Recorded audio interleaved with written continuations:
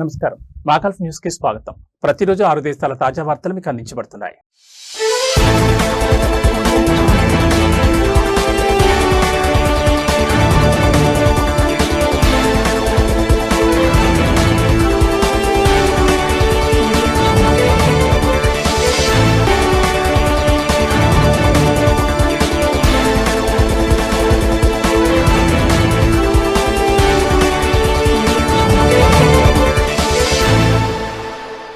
Oman sultanate అంతటా వడగాల్లో తీవ్రత పెరిగింది. అత్యధిక ఉష్ణోగ్రత 49 డిగ్రీల సెల్సియస్ మార్కును దాటిన నేపథ్యంలో సివిల్ ఏవియేషన్ అథారిటీకి చెందిన వాతావరణ కేంద్రాల అధికారిక పర్యవేక్షణ నివేదిక ప్రకారం బర్కా ప్రాంతంలో గత 24 గంటల వ్యవధిలో అత్యధికంగా 49.1 డిగ్రీల సెల్సియస్ ఉష్ణోగ్రత నమోదైంది. ఇది దేశవ్యాప్తంగా నమోదైన అత్యధిక ఉష్ణోగ్రతగా నిలిచింది. దేశంలోని ఇతర ప్రాంతాల్లో కూడా తీవ్రమైన ఉష్ణోగ్రతలు నమోదవుతున్నాయి. అల్ సుబైక్ ప్రాంతంలో అత్యధికంగా 48.8 డిగ్రీల సెల్సియస్ ఉష్ణోగ్రత నమోదు కాగా ఆ తర్వాతి స్థానంలో వాడి అల్ మావిల్ 48 డిగ్రీల సెల్సియస్ గా నిలిచింది. అలాగే సహాం మరియు బిద్బిద్ ప్రాంతాలు రెండింటిలోనూ 47.9 డిగ్రీల సెల్సియస్ ఉష్ణోగ్రత నమోదైంది. తీర ప్రాంతాలు మరియు అంతర్గత ప్రాంతాల్లో కూడా తీవ్రమైన వాతావరణ పరిస్థితులు నెలకొన్నాయి.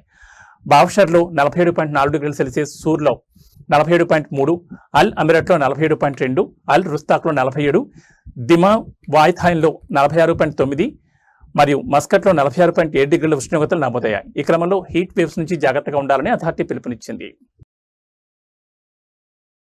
Iran Islamic revolutionary guards corps మరియు విలాయత్ అల్ ఫకీహ్ సిద్ధాంతంతో సంబంధం ఉన్న 41 మందిని బహ్రెయిన్ అరెస్ట్ చేసింది. వీరిపై పబ్లిక్ ప్రాసిక్యూషన్ దర్యాప్తు ప్రారంభించిందని అడ్వకేట్ జనరల్ మరియు ఉగ్రవాద నేరాల ప్రాసిక్యూషన్ విభాగాధిపతి తెలిపారు.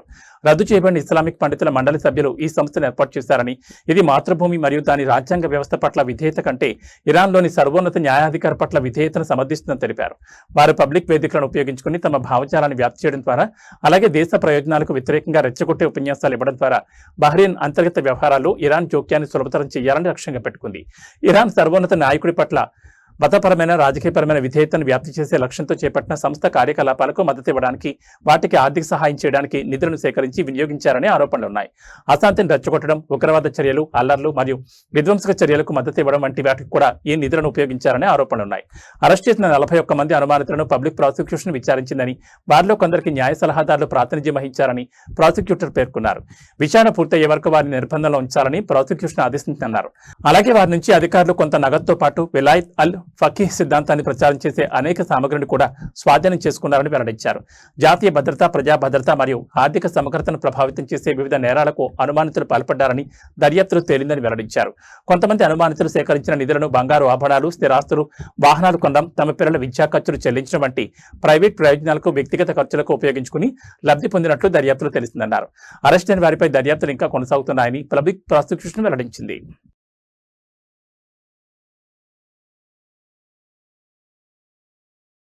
ఖతార్లో జూన్ 1 నుండి అవుట్ సైడ్ వర్కింగ్ అవర్స్ నియంత్రణను అమల్లోకి తీసుకొస్తున్నట్లు కార్మిక మంత్రిత్వ శాఖ ప్రకటించింది. జూన్ 1 నుంచి సెప్టెంబర్ 15 వరకు ఉదయం 10 గంటల నుంచి మధ్యాహ్నం 3:30 గంటల వరకు అవుట్డోర్ వర్కులు చేయడంపై నిషేధం విధించారు.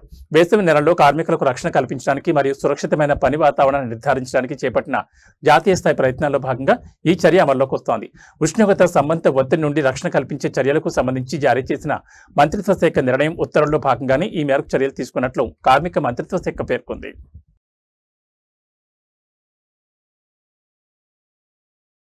ఒక చేపల వేట పడవలో దేశంలోకి అక్రమంగా ప్రవేశించడానికి ప్రయత్నిస్తున్న 22 మంది అరెస్ట్ చేశారు. వీరు ఆసియా దేశాలకు చెందిన వారని పోలీస్ కోస్ట్ గార్డ్ కమాండ్ తెలిపింది. అరెస్ట్ అయిన వారిపై చేపట్టాల్సిన న్యాయపరమైన ప్రక్రియలు ప్రస్తుతం తుది దశలో ఉన్నాయని తెలిపింది.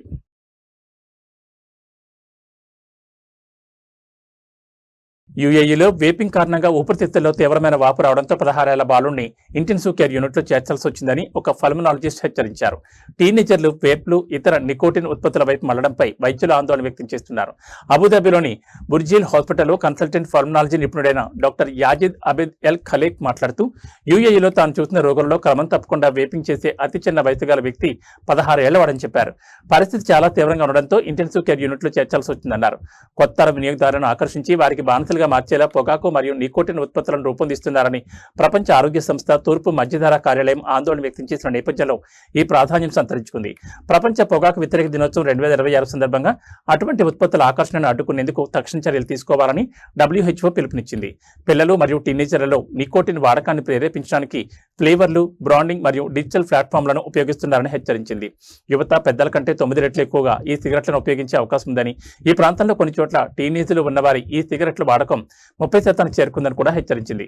ఒక శిశు వైద్యురాలిగా మరియు తల్లిగా ఇది తనకు తీవ్ర ఆందోళన కలిగిస్తోందని ప్రపంచ ఆరోగ్య సంస్థ తూర్పు మధ్యధరా ప్రాంతీయ డైరెక్టర్ డాక్టర్ హనన్ బల్దీ తెలిపారు.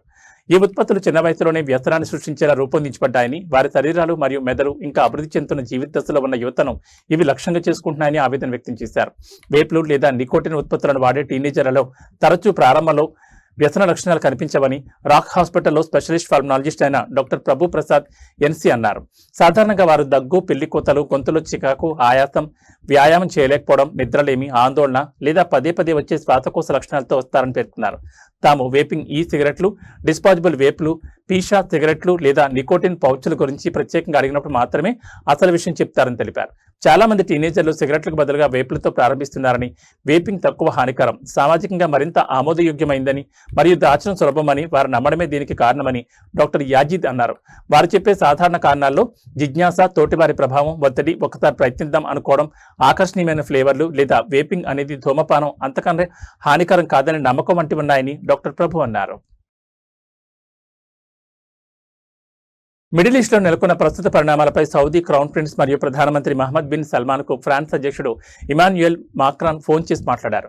ప్రాంతీయంగా భద్రత మరియు స్థిరత్వాన్ని పెంపొందించే లక్ష్యంతో కొనసాగుతున్న దౌత్యపరమైన ప్రయత్నాలు, అలాగే సముద్ర భద్రత మరియు నౌకాయాన స్వేచ్ఛను నిర్ధారించడంపై ఇరు దేశాధినేతలు చర్చించారు. అనంతరం క్రౌన్ ప్రిన్స్ మరియు మాక్రాన్ సౌదీ అరేబియా మరియు ఫ్రాన్స్ మధ్య ఉమ్మడి సహకార రంగాలను సమీక్షించారు. అనేక రంగాల్లో వాటికి మద్దతు ఇవ్వడానికి మరియు మరింత బలోపేతం చేయడానికి మార్గాలపై చర్చించారు. వారి చర్చలలో పరస్పర ఆసక్తి ఉన్న అనేక ప్రాంతీయ మరియు అంతర్జాతీయ సమస్యలు కూడా ప్రస్తావనకు వచ్చాయని అధికార వర్గాలు తెలిపాయి.